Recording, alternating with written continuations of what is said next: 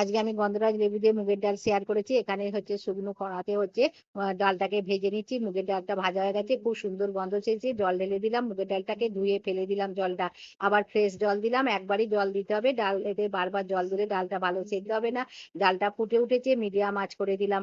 ডালটাকে ভালোভাবে হচ্ছে সেদ্ধ করে নিতে হবে। ডালটা ভালোভাবে সেদ্ধ হয়ে গেছে, জল দিলাম। আর হচ্ছে যেমন ডালটা ঘন খাবেন সেই রকম হচ্ছে জল দিবেন। এখানে একটা গন্ধরাজ লেবু নিয়েছি, দুটো সাইড হচ্ছে কেটে নিলাম। ডালটা সেদ্ধ হয়ে গেছে, খুন্তি দিয়ে হচ্ছে একটুখানি ঘেটে দিচ্ছি। আর ডাল ঘাটা দিতে লাগবে না। ডালটা ঢেলে নিয়েছি, কড়াতে সর্ষের তেল দিয়েছি, একটা তেজপাতা, দুটো শুকনো লঙ্কা, গোটা জিরে, ফোড়ন দিয়ে টমেটোটা দিয়ে দিলাম। টমেটোটাকে একটুখানি হচ্ছে লবণ দিয়ে ভালো করে কষে নিয়ে হলুদ গুঁড়ো দিলাম। এবার কষা হয়ে গেছে, ডালটা ঢেলে দিলাম। আর স্বাদ মতন হচ্ছে চিনি দিলাম। মুগের ডালে একটু মিষ্টি হলে ভালো লাগে, সেই জন্য হচ্ছে 1 চামচ হচ্ছে চিনি দিলাম। আর গন্ধরাজ লেবু দুদিকে মুখটা কেটে রেখেছিলাম দিয়ে দিলাম। একটুখানি হচ্ছে লবণ দিলাম। ভালো লাগলে চ্যানেলটিকে সাবস্ক্রাইব করবে, লাইক